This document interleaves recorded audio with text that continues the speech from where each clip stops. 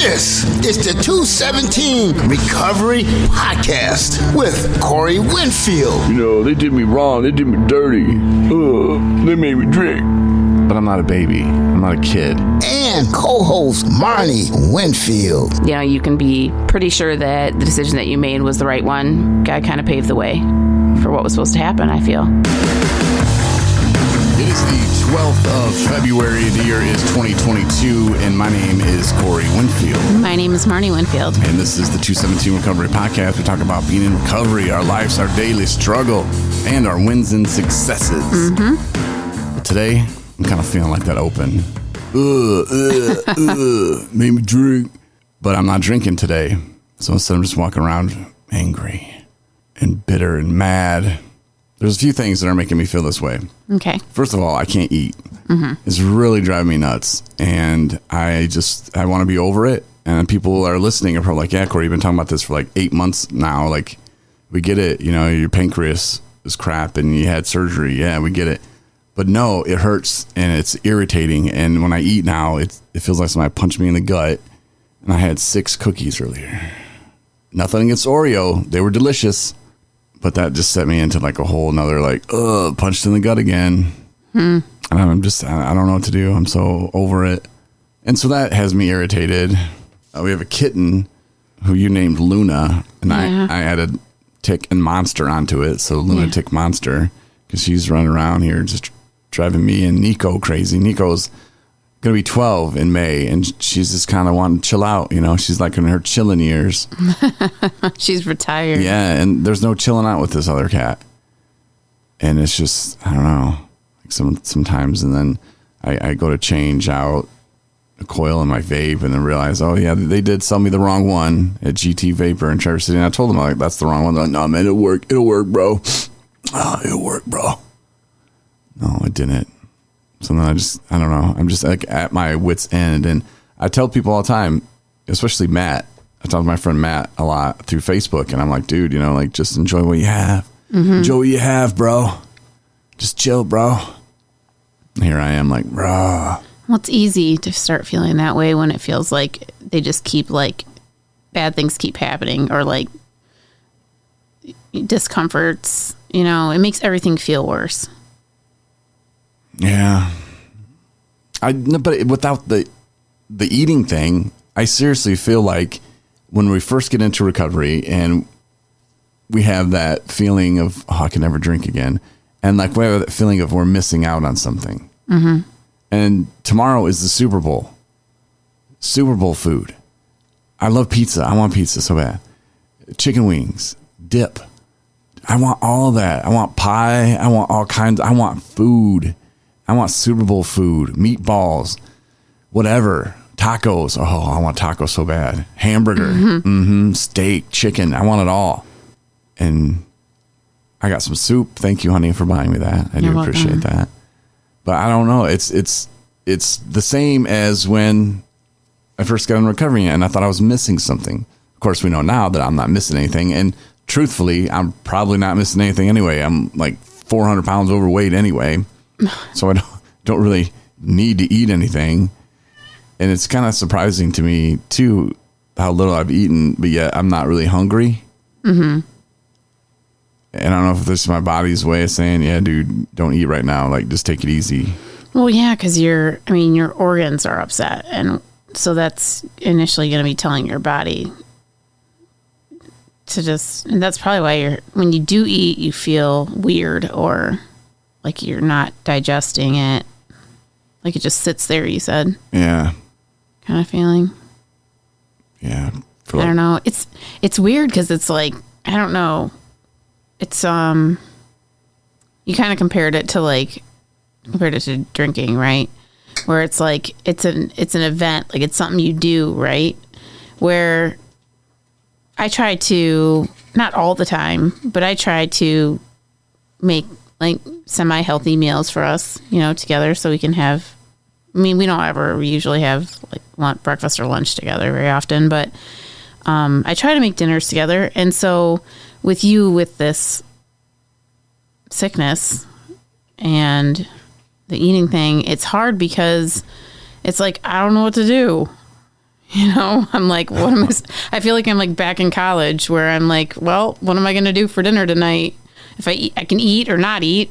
Doesn't really matter, I guess. What's in the cupboard that's easy that I only have to do a few dishes for.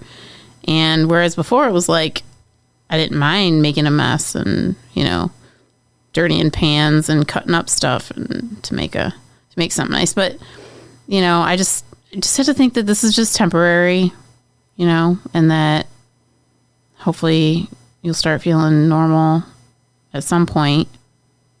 Whenever that is. I hope so, because it's getting old, and just the feeling like crap is really. I just have enough. I'm good. I'm ready to go. I want to tackle the world again. And I thought I was at a place where I was going to do that like 2 months ago. Not the case. But it can't last forever, right? Yeah, that's my thoughts. You know, not every day is going to be good. Not every day is going to be bad. But I can either. This is where I was going with. I was saying that I talk to my friend Matt all the time. I told him the other day that you can either wake up and live in the misery of, oh man, I can't drink today, or you can wake up and go, wow, you know, this is great. Here's the things that I can do today. You know, here's what I can do. And okay, I can fit into some older clothes, and I like jumping on the scale every morning because that seems to keep going down. But I don't know. There's a point in there where I'm going to have to mentally tackle it. Yeah. And it throws me off in other parts of my life, you know, and when I just feel sick and then I do eat and I feel nauseous and I can't get off the couch, and it's like, what's going on here, man? This is crazy. Mm-hmm. But I don't know, comparing it to drinking, okay, not really. I mean, it's not the same. I just was meaning like the whole, I'm missing something, you know, like, oh, great, the Super Bowl's tomorrow. And I guess a lot of people in early recovery are probably thinking, oh, it's Super Bowl tomorrow and I can't drink tomorrow. Right. You know, I'm like, yeah, whatever, dude. Like, don't drink tomorrow and you're going to have a better Super Bowl experience. Just, I'm telling you, this is facts. But, like, just eating is something that, I don't know, maybe this is God's way of saying, if you want to live till 70, you better eat right, Corey. Yeah, well, I mean, no, there's something else that needs to get, that's hopefully going to heal or go away at some point, because it's ridiculous. Yeah, and they say that there's 1 million little, how many did they say, 1,000,005 gallbladder stones that are in my body just floating around. And whenever they decide to make it down is when stuff starts hitting the fan. Mm-hmm. So I have, and that's what sucks about this, is I have no idea when this is going to stop or when it's going to come back. And like, as soon as it starts feeling better, then I'll have a dinner that won't digest, and I'm like, uh-oh, like something's wrong here. Mm-hmm. And then it begins again. Anyway, that's enough talking about my my little sorrows. What do you got? What are you doing? I was just going to say that he refuses to go get his money back from a place that sold him the wrong thing. You can't, I mean, if you go back to someplace and the sales associate sent you home with something that said would work and it didn't work, you need to go back and get your money back or the right piece. Well, I told you what I'm going to do with that is just I'm never going to shop there ever again in my life. Yeah. And I can look at it like this, because they're not open tomorrow. Right. So I'm going to have to hold on to this stupid thing for how many more days to go get, what, $7, $8, $9 back? And by the time I get down there, how much money I spend in gas to get there. It's not that far away, but still. And then it's still on my mind, and I'm still like trapped in that and I just would rather be free from that That's a good way to look at it. and just go, you know what? It's not worth it Okay, I'll let it go then. to be carrying it on. And I've already made peace with it. I'm never shopping there again. I'm not mad at those people anymore. But at the time I was, Yeah. you know, I was just like, I'm already hangry, and just, it's like, I don't need one more thing, you know, jumping on my back. And then the other day went to a funeral on Thursday, and that was sad. And it was just in and out. And then that caused a huge fight. Well, I wasn't fighting, so I didn't really cause a huge fight, but it made my mother feel some kind of way, like we didn't stop in and see her. And she hung up on me. So I was just like, all right, whatever, there's nothing I can do about it. She didn't know what was going on or how I was feeling or what our plans were. And I knew what to do. I have protocol, of what I do. Usually I block her right away from Facebook or just unfriend her and stuff. But this time I didn't. I just ignored her on Facebook. But then I blocked her from texting my phone. And this time I blocked her from the phone and then just ignored her on Facebook because I didn't really want to hear her calling me all kinds of names and over something that really wasn't that big of a deal. And I'm just not going to let her bring me down. I was already feeling bad enough that day anyway. I just went to her funeral and I just didn't really need it. So I chose to step away from that situation. I said I wasn't going to be dragged into a fight over something that can't do anything about it anyway, And then she came back with, well, don't ever mention me on your podcast or something like that. I guess she said to you or whatever, and not to bring you in it, but you did tell me that. And I told you to follow my protocol because it helps. But you're like, no, I really like your mom. I love her. And I was like, all right, that's fine. You can do that. And I love my mother as well. But it's just those times where you just have to walk away from it. And now she's like, whatever. Like, I'm done with you and and whatever. There's nothing I can do to change that. And if that's what makes her happy, then that's fine. It seems to me like that's a big overreaction and, maybe she'll learn not to overreact. I don't know. Maybe she won't, but that's her. That's not on me. Nothing I can do about that. But I told you the next morning, I was like, don't let it bother you. You just got to learn how to do it. But it does bother me, deep down. But at the same time, I still need to keep people around and be close to people that I want to be close to and that I want around. And by that, I mean people that are good for me. And I'm 3 years clean. I used to think that was a million years clean, but it's really not that long. Right. And I still need to make sure that I have everything lined up, that I have all my little protection circle around me that's going to keep me from going out to drink. And that's important to me right now. And that's got to be important to you when you're in early recovery. And yeah, it's my mom. Yep. I get it. I understand. Yep. Totally. But at the same time, that's the decisions you have to make sometimes. Like, do I want to be around my mother? Sure. Do I want to be around her when she's like that? Absolutely not. And I don't know if it goes back to the control thing or if I don't need her as much. I'm quoting air quotes there because there was codependency in our relationship. She hated to see me drink, but at the same time, she loved being there for me. And I've said this many times on the podcast. She, I think last time, denied any of that, but that's how I feel it went down. And I really strongly believe that. And I think that as my brothers and sisters, we kind of got older and she kind of lost touch with that. And so I think when I just make my own decision based on what I'm thinking or what I'm feeling that day, not on what she's thinking or what she's feeling, and that really pisses her off. And then when she can't control that, she really loses her shit. Again, nothing I can do about it except what I can stay focused on is, going back home after the funeral, which was planned, and living my life, finishing out my day sober. Like I said, I'm not feeling well. There's just like all this stuff going on. And then you throw this into the mix. It's like, okay, that's one more thing. And, I could sit here and try to play it off like it didn't bother me at all, but it did bother me. It's just, I know how to kind of rationalize it and realize, she's making something huge out of something that was so small. And I wasn't calling names. I wasn't pointing fingers. I wasn't saying, oh, you're a bad person. I ain't saying none of that. I'm just saying it like it is. And so I just kind of want to get that off my chest as well. But lots of times I think small things escalate into big things for really no reason. And the only way that I ever can approach things like that when I'm in kind of like conflict resolution mode is kind of like what we do when we're, if for those of you that work the 12 steps or what have you, when you're making your amends list and it's, became willing to make amends, the people that, we've harmed.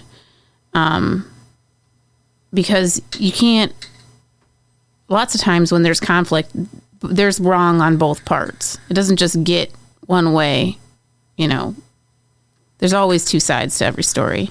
But the only thing that I can ever do is take responsibility for my actions and the wrongdoings that I did, or miscommunications on my part or misunderstandings on my part, and take full responsibility for those. That's all that I can ever do. And if whatever part I played in this upset, I'm sorry for it. And that's all I can do. Whether the person wants to accept that, or I don't know if you want to forgive you or if that helps get over the situation, but at least I know I cleared my end of the street up best I could. Yeah. It's just like, call it what it is and, move on. Yeah. I'm trying to think if there's other situations I've been in that were kind of like that, but I had to, come to the table and admit, I could have handled that different, and, maybe next time I will. And like this, I could have handled this different too. I could have handled it way worse. I could have handled it way better. But at the end of the day, she just kind of went off the rails and name calling and just, I don't know, just all kinds of little petty stuff that, I'm not on here talking about her problems, or I'm not dragging her demons out, but she will. She'll drag them all out for everybody, and she doesn't care. And she'll do that to like the rest of my family members too. And, it's just, like I said, you just have to understand where you're at when you're in early recovery, and those people that you feel give you negative vibes, or just, you don't really want to be dragged into a fight or whatever they have going on. And I don't know what she had going on her day. I mean, it could have been horrible. She could have stubbed her toe, could have dropped a can of soup on her toe. I mean, who knows? She could have been feeling bad. I don't really know. But you have to keep yourself around those people, though, that are going to hold you up and keep you strong and not drag you down into some kind of little fight or war about something that A, you can't change, and B, there's no harm done. Mm-hmm. Like, nobody was physically hurt, okay, maybe some emotions were hurt because of expectations, but I don't know, maybe learn next time, which I think I did this time, learn not to set those expectations up. Mm-hmm. Next time I'll just zoom in, zoom out. Mm-hmm. Oh, you were in town? Oh yeah, I didn't mention that, did I? Sorry. But the same thing is going to happen. Yeah. But it is what it is. But I just had to get that out there, though, because, I do feel some kind of way about it. And, that's why I have a therapist. All right. And if I'm willing to talk about it on the podcast to people that I've never even met before, maybe they can kind of get something from it that'll help them stay sober another day, instead of making that choice to, engage in that fight, engage in that conversation where nothing good's going to come out of it. Right. Unless you like getting yelled at and called names, I mean, go ahead, but you got to do what's best for you in early recovery. Mm-hmm. That's real talk there. Yeah. Super Bowl tomorrow, though. We talked about the food that I can't eat. But we're going to flip that. We're going to talk about the game that I'm going to watch. Yep. It's going to be awesome. It's going to be fun. Good halftime show. Oh, that's what I'm really rooting for, is that halftime show and the commercials. I think it's going to be good. I think with the halftime show, I think the commercials are going to be a lot different, because the halftime show now is a huge part of the game. It used to be such a little part, and now it's... And what are they selling it for per minute? I want to say it's like 7 million per, was it 30-second ad? That sounds about right. Yeah. I remember back like a million years ago when I was in a marketing class in high school, and it was something like $3.5 million for a minute, or maybe it was 30 seconds. And that was forever ago. Yeah, I heard them talking about it on the ticket the other day. They were saying that it's like back in the 90s, mid-90s, it was like $600,000 for a 30-second spot, and they thought that was crazy. Really? I thought it was way more than that. Mm-mm. No, I mean, that was over $1 million for a 60-second spot, but yeah, that's crazy. And, State Farm and these insurance companies. I was thinking about that last night. Like, they have the money for that, like to spend that kind of money in the Super Bowl. But yet they're going to jack up your rates when you. Well, I mean, think about how many people don't watch TV at all, really, but will watch this. Yeah, but I'm just saying, like, okay, like, didn't they just go and regulate, like, the cable companies and how much they can charge you for your internet, or, like, at least had to have, like, some basic package for, like, poor people and stuff like that, because they were saying that you need the internet. And that's why they give out phones now. If you don't have a phone, they will give you a smartphone. The government will, and you will have a smartphone, and you will have a plan. But a car is a necessity. I know they say it's a privilege to drive and blah, blah, blah. Cut the crap.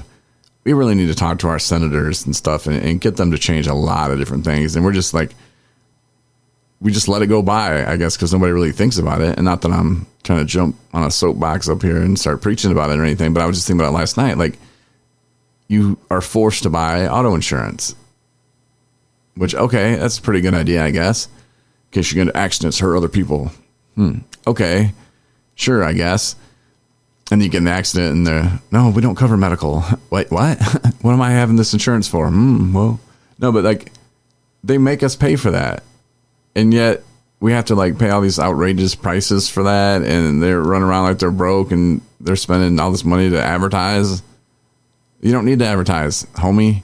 Like, you're doing that just because you guys got too much money. Are you saying, I was wondering where you're going with that. Okay, now I get it. I was like, what is he talking about? I'm like, I thought we were talking about watching on the Super Bowl. So you're saying insurance agencies advertising. Yeah. During the Super Bowl, spending a buku bucks. Trying to promote what we pay into.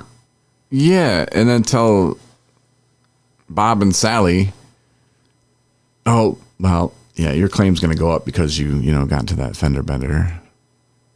Like, what? Like, are they like refuse to pay things? And I don't know. Yeah, it's tricky. We had our stuff jacked, and it wasn't the guy at State Farm's fault either. Over, I think he lives in. I just want to call it Hot Springs, but that's Arkansas. I don't know. Harbor Springs.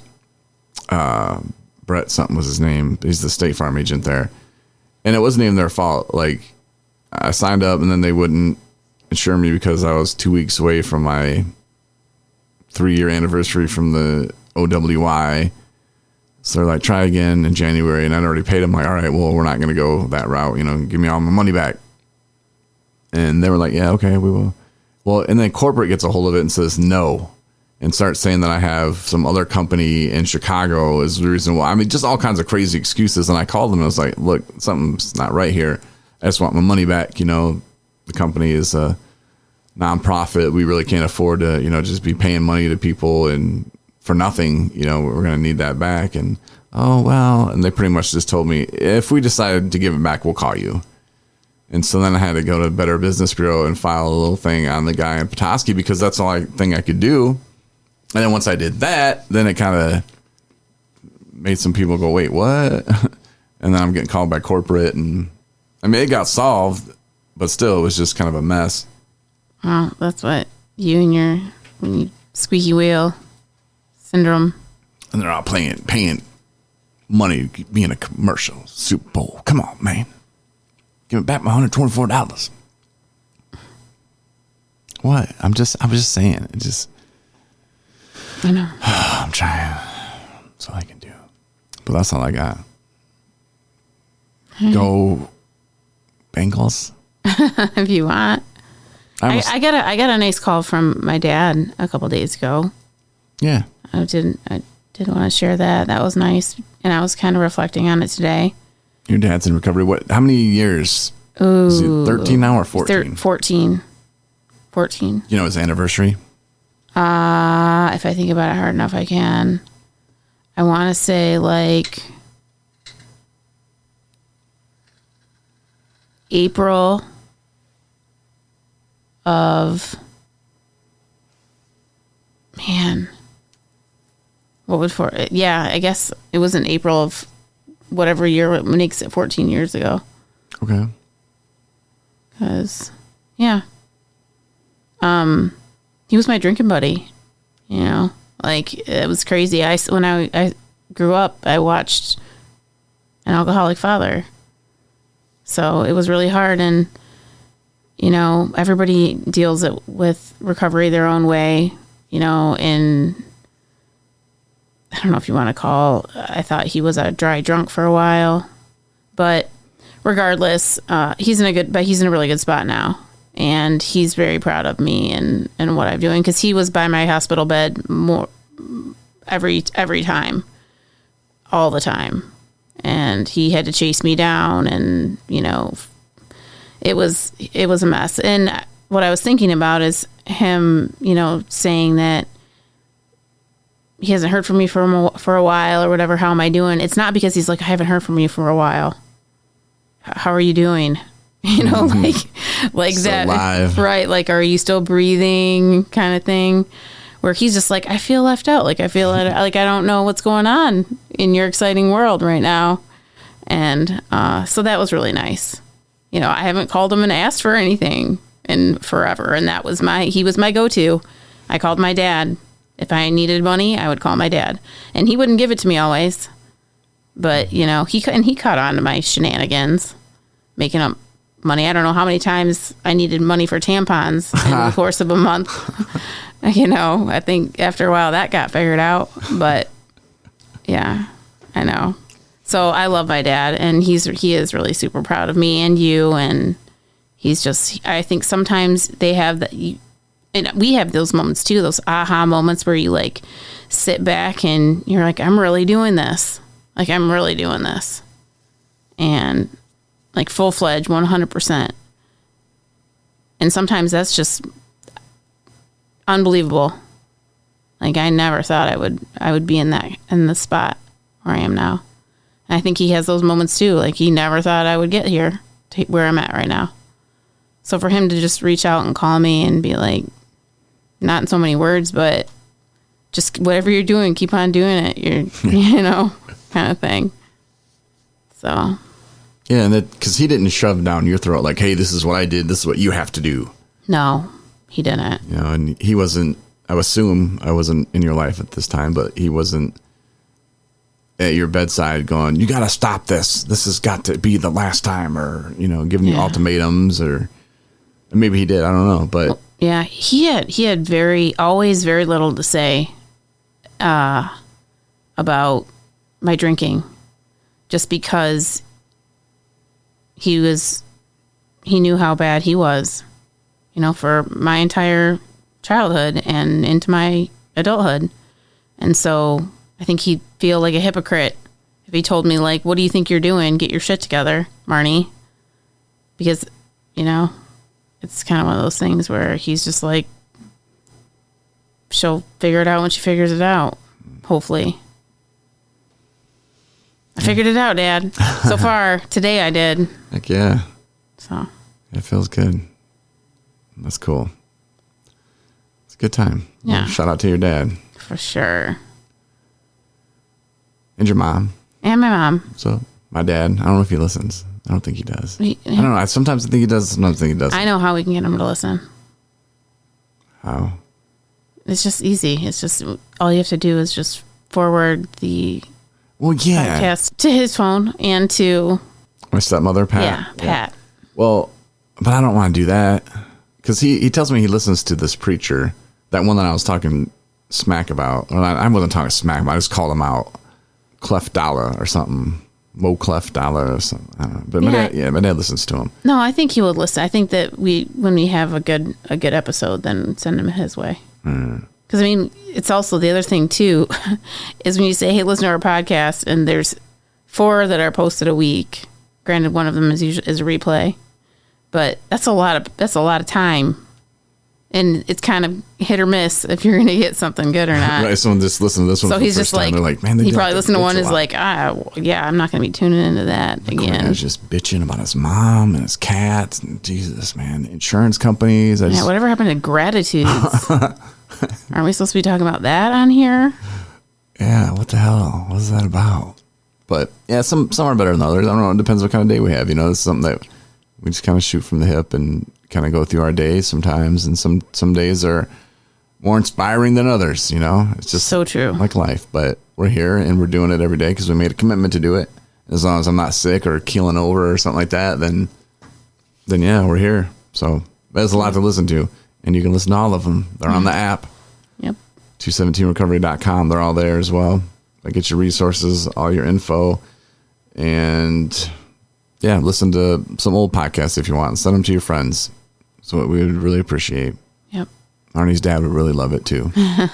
Thanks for listening, and the replay will be up tomorrow, and we'll talk to you again on Tuesday. Have a fun Super Bowl, everybody. Go Bengals.